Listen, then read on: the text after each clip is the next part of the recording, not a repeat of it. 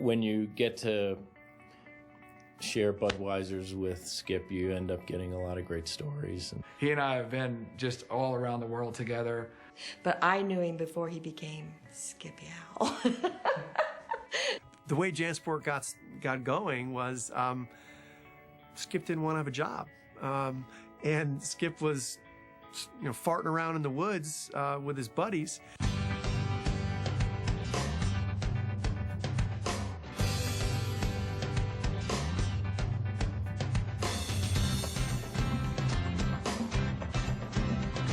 After college, my cousin and I, Murray, didn't want to get a real job. And he designed a frame that won an award with Alcoa for best use of aluminum. And it was a frame for backpacking.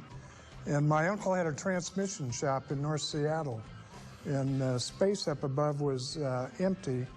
The bottom was my uncle's business, Northwest Part Rebuilders, which is a transmission shop. And they rebuilt torque converters. And then upstairs was one big open space except for a small area for the retail shop. So we thought if we could start a business that fit our passion of the outdoors, backpacking, and climbing, it'd be a win-win. And we needed somebody to sew the bags. And Murray was dating this girl, and she had a home sewing machine, and she was real good with patterns, and her name was Jan. He said, Jan, if you marry me, I'll name the company after you. So that's where the name JanSport came from. Skip and his cousin, and they were totally funky. They would do ads where they would dress up in tuxedos and pull up to these mansions and then put like Native American, it was just wild, really, really avant-garde stuff, actually. I thought these guys gotta be cool. The three of them thought they were really cool at that time, and they were. But they not only looked the part, they dressed the part, they acted the part. And I think they even would take big trips through the West just so they could be those people. There was a little bit of irreverence in us, a little bit of wildness sometimes.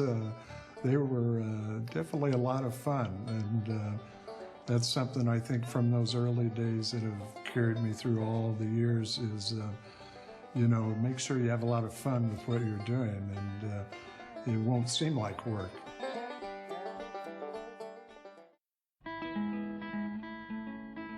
Peter Jenkins was at a small college in upstate New York. And I really didn't know what to do.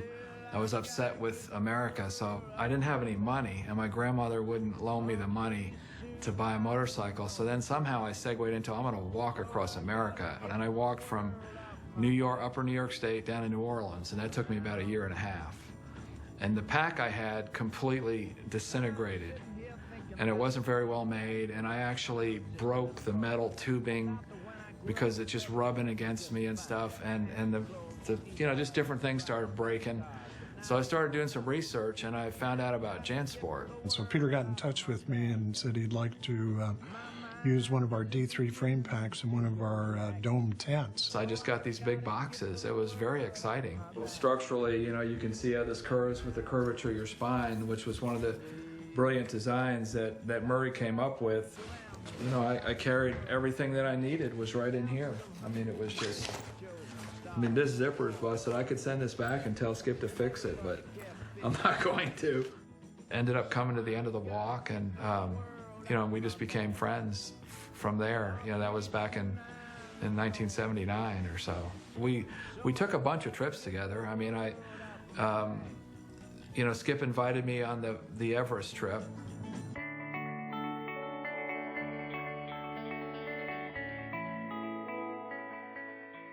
Seattle people have this kind of rich, slow voice, and they all sound like that. This is Abigail, the night bird, They have this like real mellow sound. And so Skip calls me one day, and I'm in Tennessee in my office, and he's like, hey, Peter, how you doing? And I'm like, good, Skip, what's up? How are the kids?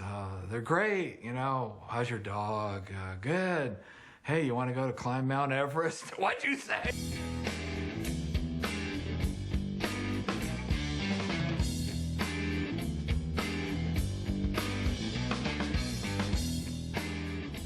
Yeah, Lou Whitaker is definitely a legend. Has been the leader of many expeditions in the Himalayas.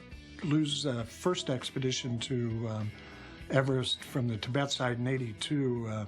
He wanted to make a tent that would really withstand some adverse weather, so we made and developed, in conjunction with Lou and the guides, the JanSport China Everest tent. And when Lou arrived on Everest, one of their first days on the mountain, they had winds close to 100 miles an hour, and Lou was so happy because the tents just held up. They were like bomb shelters. So that was really the seed of that particular tent design being used on future expeditions. I've led the first successful climb of the north side with a team, and after the many trips on Mount Rainier with Skip, I knew he'd be good. 20 mule team made it to the top 100%. All right. Skip. You need compatibility, you need strength, you need various talents. After 2 attempts, we got one person to the summit. But it's a team effort, so we say if one makes it, then we all are successful, because that one wouldn't have made it without the rest of us. So it's a team effort, and on that team, we've picked the best people we can pick. And that's one reason why I picked Skip.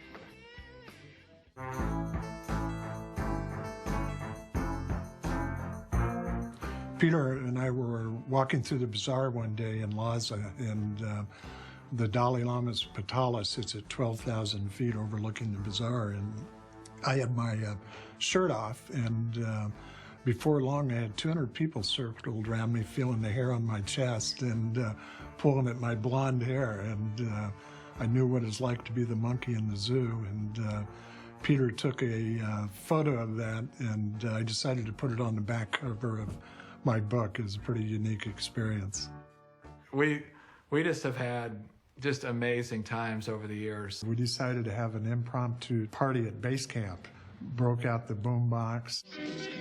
To the amusement of the Tibetan yak herders, the American mountaineers organize an impromptu celebration to say goodbye to the support team who will descend the next day.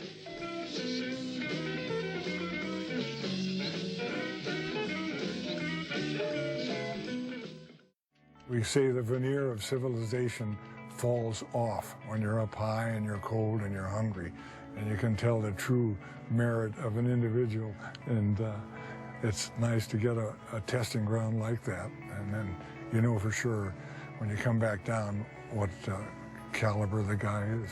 It was probably interesting for me coming from western Kansas, grain field, all the way to Everest, the biggest mountain in the world, but I worked hard to live that dream.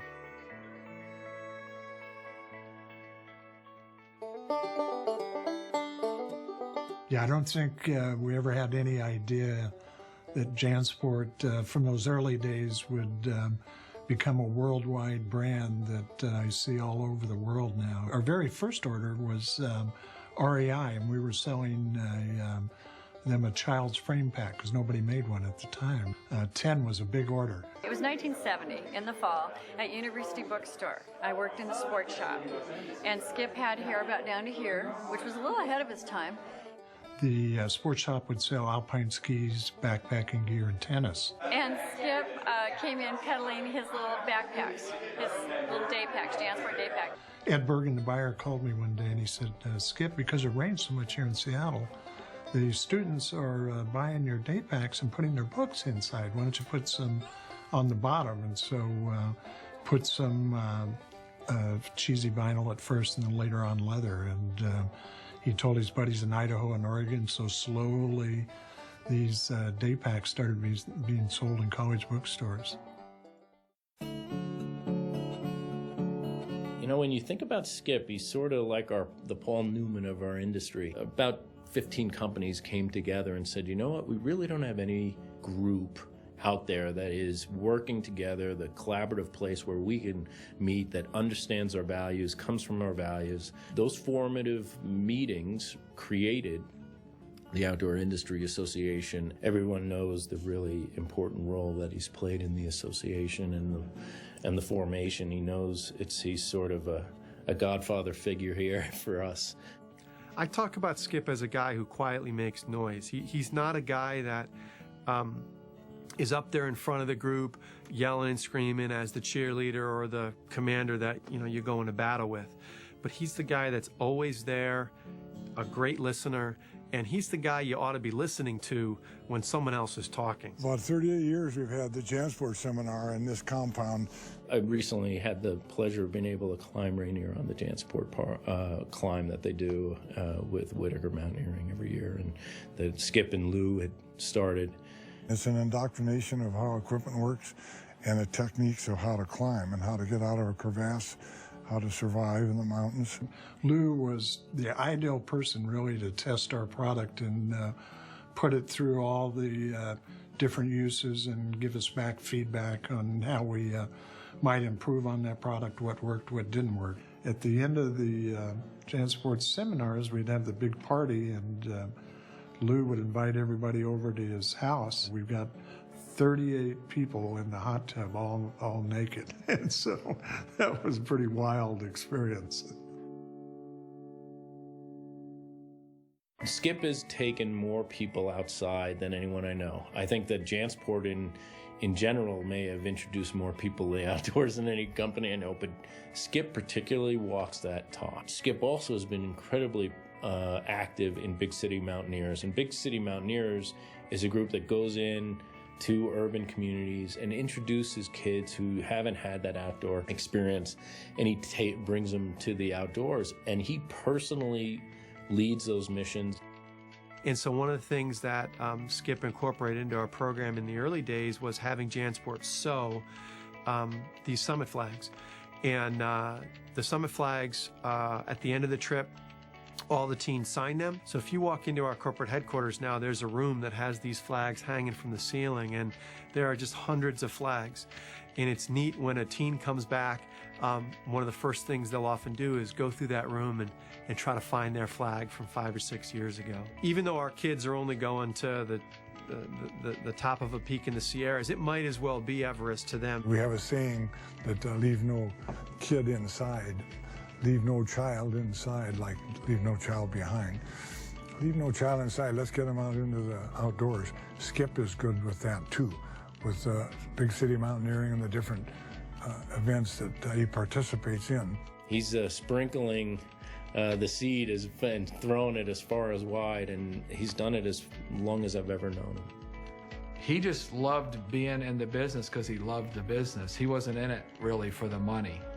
He did it because he loved it. Skip is somebody who really encourages you to do what you love what you do, and then share it with others. So he's been an inspiration, I'm sure, to a lot of people. He's not one of these me people. He's more like you.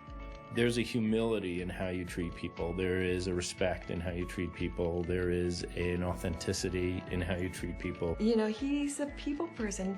The reason he does what he does is he loves getting out there. He loves meeting people, seeing people that he's known for 40 years. If I can lead a life that's half as rich as his is in both what he has done and how he has impacted people, I will be a very fortunate man. There's a race of men that don't fit in, a race that can't stand still. So they break the heart of kith and kin, and they roam the world at will. They roam the floods, and they roam the plains, and they roam the mountain crest, because theirs is a curse of the gypsy blood, and they don't know how to rest. And that fits Skip pretty good. Life is an adventure, and the path is unknown. And, you know, really reaching out there and enjoying life and living every moment. I think for me, you know, every day is a real bonus, and I want to take advantage of that. So hopefully the book and this whole experience will inspire a lot of youth and people to enjoy the outdoors.